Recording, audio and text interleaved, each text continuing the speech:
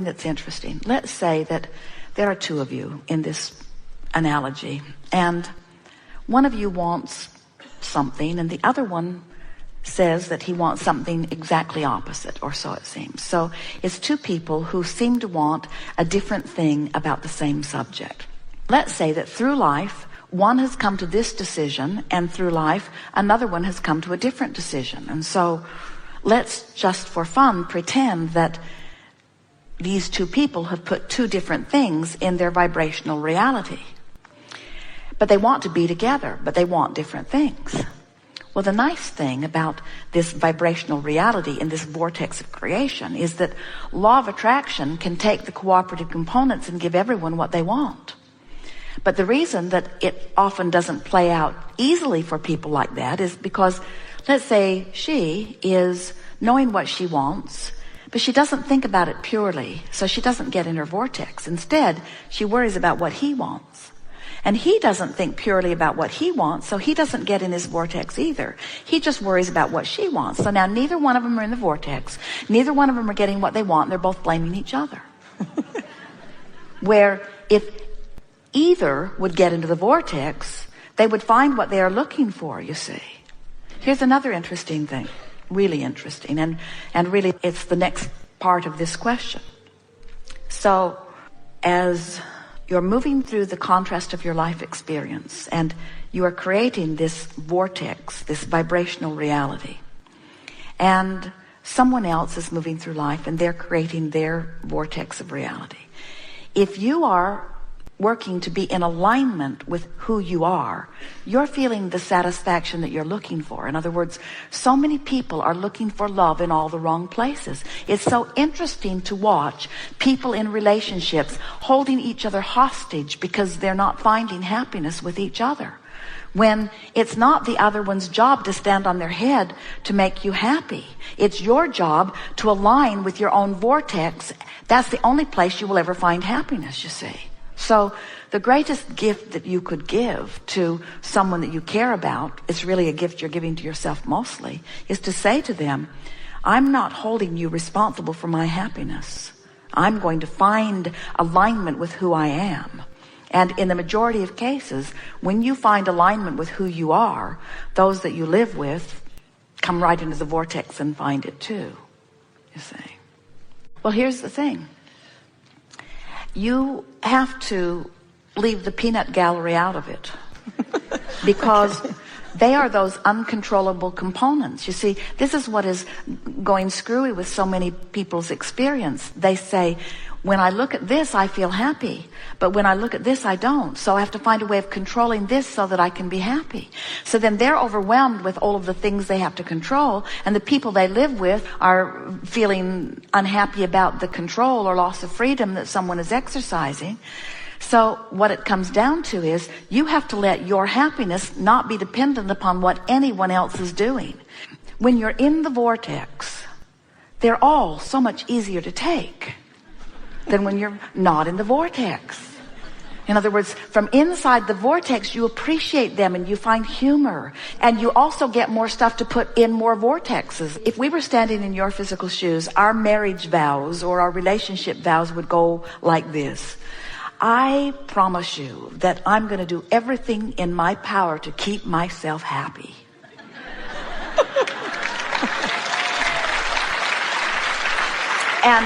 And I'm not going to hold you, not ever, responsible for the way I feel. So you're free. You are free to behave in whatever way you decide to behave, because I am an exerciser of unconditional love. And then you can say, a relationship that is so supremely important to me is the relationship between me and me. And when I get that into alignment, you're going to have a really good time with me. Because when I hook up with that source energy, you're going to be loved like you've never been loved. You're going to be appreciated like you've never been appreciated. You're going to be uplifted like you've never been uplifted. And you're off the hook because I take responsibility for how I feel. Imagine the basis of relationship that would be. We agree. Blame is a lot better feeling than guilt. but they're both out of the vortex. In other words, blame is only slightly higher on the emotional scale than guilt, and it's all out of the vortex. And this is the thing, anytime you feel less than good, like when you say, it embarrasses me that I now know that I'm the creator of my own reality and I'm not doing as well as I'd like to. That negative emotion that you have when you think that thought is because your inner being doesn't think that thought. In other words, you're contradicting the way Source feels about you. Source thinks you're wonderful, and Source thinks you're doing really well. And Source is so pleased that you're fulfilling your reason. Source loves it that you have allowed a problem to come into focus, because in doing so, you're allowing solutions to come into focus. Source adores you and knows your value and your willingness and your worthiness. And when you get crossways of that, you're not going to feel good. But it's so silly for you to get crossways of the way Source feels about you. You couldn't do anything bad enough or live anything lousy enough or do a bad enough job that Source would say, there is the first lost cause we've ever seen. There just isn't any of that. And the important thing for you to know is, if life had not caused you to become more, you couldn't feel that negative emotion anyway. So why you choose to lament the distance you haven't traveled instead of the distance that you have traveled? Did you get that? Oh, you couldn't feel bad if you hadn't expanded. So why not celebrate the expansion that you haven't quite caught up with instead of the fact that you haven't quite caught up with it? So what have you put in your escrow? Ease and flow, delightful mother, uplifting being that I am, advantage to everyone that I interact with, good for people who interact with me, feeling good, in my skin, being who I am, in love with life. In other words, think how much of that you've put there, and it's all there. We're not kidding you. It's there. We found you. We see you. We know who you are. So here is all of this magnificent becoming that has already taken place. So you wake up grumpy, and all that grumpy means is you got this habit of thought that's not a match to who you really are, so you're separated from who you are. We'd be grumpy too. If we were holding ourselves in thoughts that were depriving us from all that we'd become, we would suffer that tug of war too. It's interesting. When children cry, you want to soothe them, but you don't allow yourself the same opportunity for soothing. Children cry, you get grumpy, but it's for the same reason. In other words, you're out of your vortex, you see. So you wake up and you feel grumpy. And it's because you've expanded way over here and you haven't figured out how to habitually hang around in that vibration. And so when you wake up, it's like, oh man, I'm not who I am again. No problem. You're not going to figure it out in that red hot minute. So just be grumpy. Esther says to Jerry when she gets grumpy, would you like me to just bring Abraham in? And Jerry will say, oh, please, please, please, do anything.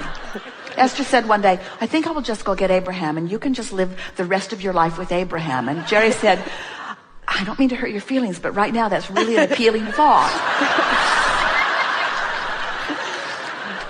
So you wake up and you're grumpy, and then make your way through your day as best you can. And it's probably not going to be easy because you woke up there, and while you can direct your thoughts some, you may not make much headway on that first day. But that night, as you put yourself in your bed and everyone else is asleep, lie there and say to yourself, I'm going to do my best to bask myself to sleep.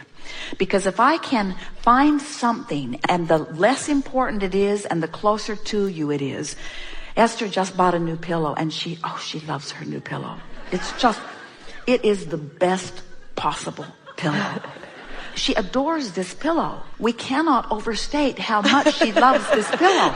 Jerry will say, good night, honey, I love you. And Esther will say, good night, honey, I love my pillow. It has taken that position in her life. But it's because she's been basking over her pillow. Mm-hmm. It smells right, and it's just the right size, and it fits under her head just right, and it's just the right density. It's just the right firmness. It's just this delicious, delicious, delicious pillow. And she has no issues with this pillow. It hasn't betrayed her. It hasn't forsaken her. It hasn't mocked her. No. And so she basks herself into alignment with this pillow and with her bedding and with her bed and with her life and with her, in other words, she just reaches as far as she can without losing her feeling of basking over something. And then off to sleep she goes. Now when she awakens, she wakes up in that basking place. Now, she lies in her bed just for a little while and lets the basking bloom into full-blown appreciation. But in the beginning, she has to be a little careful about it, because if she appreciates something that she doesn't really appreciate, her vibration will take a nosedive. So she just appreciates things that are really appreciatable. Really, she focuses on lovable things because her intention is to stay in that vibration, you see. Yes. And then from appreciation, she can go into a list of positive aspects or into a rampage of appreciation. Now, chances are, and it happened with Esther when we first were giving her this technique, that you might be only 10 or 15 minutes into your day. It's nice if you can get up before everybody else does, especially if you have a house full. The further you get into your day, the more likely you're going to find something to fuss and worry about. So the more you can set the tone of that vibration before you integrate with other things that might set you off, the better. So the first day, by the time everybody gets up, you might be back on your broom. But it's different than it was before. It's different because you've shown yourself that you have the ability to direct your thoughts and your vibration to something that feels good to you. And we're not kidding you. If you will do that every night and then every morning and then every night and then every morning, you'll find this new set point that will become the norm. And you can say to anyone who asks, I was doing it the hard way for so long. I was standing in the midst of uncontrollable circumstances, and in my effort at controlling, I was losing myself. And then I discovered one thing I could control. I could like my pillow before I went to sleep. I can do that. I could bask my way to sleep. I could bask my way to sleep. And then I discovered I could appreciate for 2 or 3 minutes when I first woke up, before my feet hit the floor and before everything started happening around me. I discovered that I have the power to set my own tone.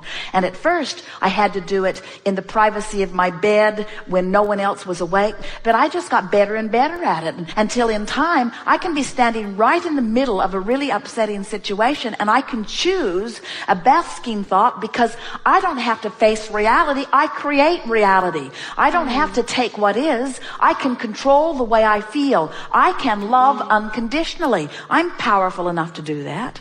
And you know, the reason that you were so upset when you first sat down is because the larger part of you knows that, and you just can't stand it when you don't do it, you see.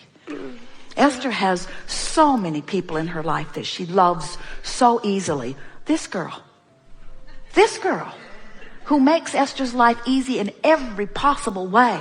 There's nothing that Esther could ask that she wouldn't answer with a great big smile, and not just a great big smile, the capability to do it exactly as Esther wants it to be done every time, no exceptions, every time. She is so, so lovable. But it makes the unlovable ones harder to take. And we don't want Esther to be trained into needing the lovable ones. We want Esther to train herself into loving anyway. Anyway.